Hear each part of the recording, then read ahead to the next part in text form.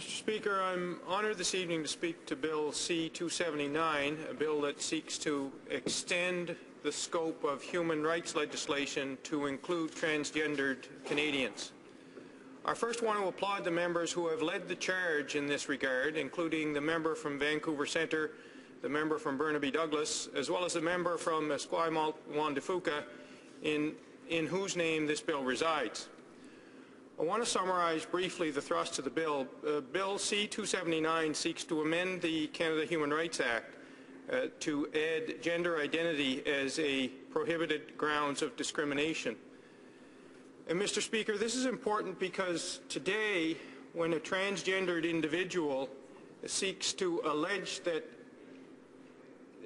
the individual has been discriminated against, they have to fit their claim either within the definition of discrimination on the basis of sex or discrimination on the basis of disability. That's the state of the law at present. Bill C-279 also seeks to amend the criminal code with respect to hate speech to include gender identity and gender expression in the definition of what constitutes a recognizable group within the meaning of the code. I support this bill, and I do so without reservation. I want to acknowledge my colleague, the Honourable Member from Mount Royal, the former Attorney General and Justice Minister of Canada, and an esteemed law professor. His interventions are always instructive. I certainly wouldn't be able to improve upon them, and there are a couple which bear repeating. And I'm quoting now from the member from Mount Royal.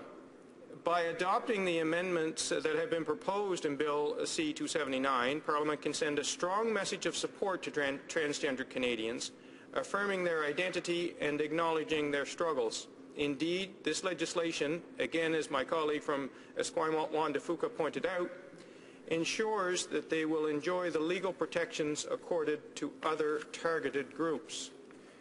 The Honourable Member from Mount Royal went on to dispel the notion that we just heard from the member opposite, that existing legislation already covers those who identify as transgendered, when he said, and I quote, "Some members of the House have argued that Bill C-279 is unnecessary because transgendered people are already protected under the existing categories of sex and disability.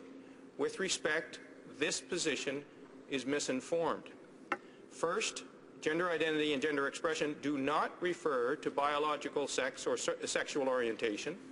Rather, the terms refer to the inner feeling of being male, female, both, or neither. Second, gender identity and gender expression are not a disability. Rather, they are a sense of self and a source of identity. To confound gender identity and gender expression with sex and disability is to ignore the unique experiences of discrimination and disadvantage that are faced by transgendered Canadians. The Canadian Human Rights Act is more than just an act of Parliament. It's an act of recognition, a statement of our collective values, and a document that sets out a vision of a Canada where all individuals enjoy equality of opportunity and freedom from discrimination." Close quote. So, Mr. Speaker, the context of this debate, a debate that has at times been vigorous and at times a debate with moments unworthy of this House. There are some who, contrary to evidence and facts, choose another path to make their case. They choose fear and innuendo, all the while claiming a moral high ground. They claim for themselves exclusivity to that which is right and decent, using language that is hurtful and demeaning. How anyone can claim to be of good heart or claim the virtue of love thy neighbour, yet reduce this bill to gutter language when they call it the bathroom bill. It's an entirely offensive and erroneous implication to suggest that transgendered people will be lurking late at night in bathrooms should this bill pass. Mr. Speaker, these purveyors of fear and intolerance are often the same people who claim same-sex marriage would lead to the downfall of marriage, or that same-sex marriage would lead to rampant polygamy. It was pure nonsense then, and it's pure nonsense today. In contrast to these voices of intolerance, we have the work of organizations like the Canadian Professional Association for Transgendered Health. They've done excellent work using facts and evidence as the basis of this debate. This is what they've said with respect to Bill C-279 and the so-called bathroom question. And I quote, "It is important to recognize that the provisions of Bill C-279 do not create new or special rights for transgendered individuals, and in particular, it will not change the law with respect to washroom use. Rather, its enactment will explicitly confirm the law's protection and safety and human dignity of everyone in Canada, regardless of gender identity or gender expression. It will also ensure that gender-variant people's right to participate in and contribute to Canadian society and economic life are not hampered by ignorance, prejudice, hatred, and violence."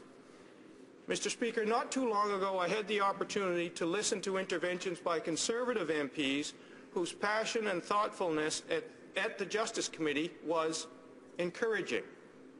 First, the member from Delta Richmond East, now the Associate Minister for National Defence. She should be applauded for her courage in defending the rights of transgendered Canadians at the Justice Committee.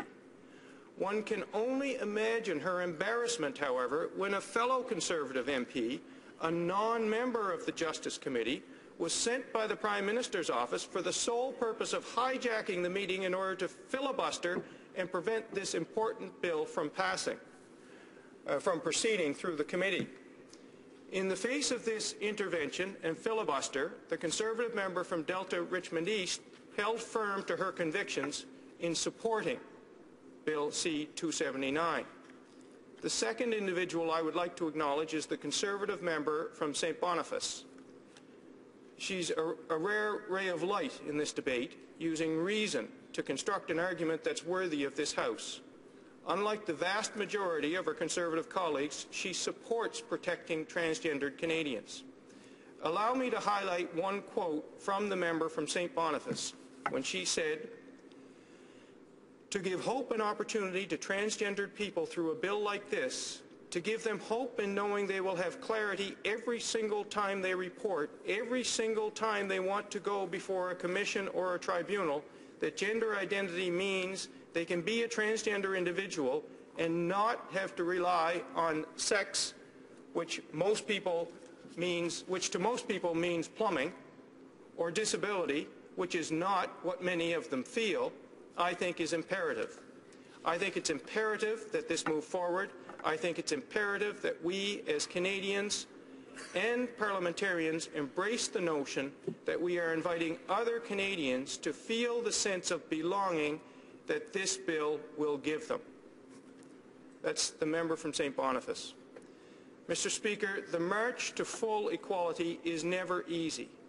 There will always be voices opposed to progress and to full equality.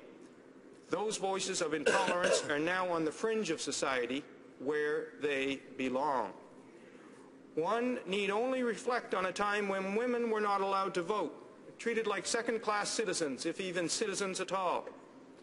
Or we think of the great injustice inflicted on black people who struggled and arguably still struggle for the justice and equal treatment they deserve by virtue of their inherent dignity.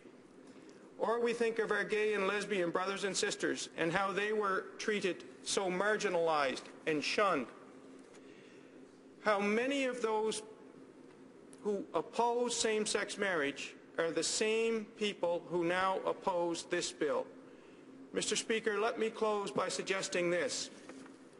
If the Conservatives use their majority to defeat this bill, they may very well take comfort in the victory of intolerance over justice.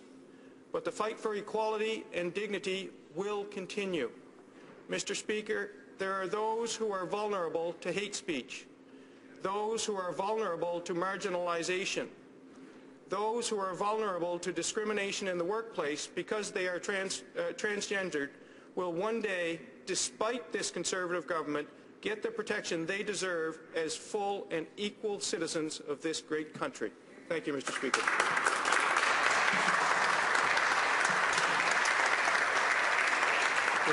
Resuming debate, the honourable member for Halifax. Thank you, Mr. Speaker. I want to thank the member for Charlottetown for his speech. That was really incredible. Mr. Speaker, I am a trans rights activist.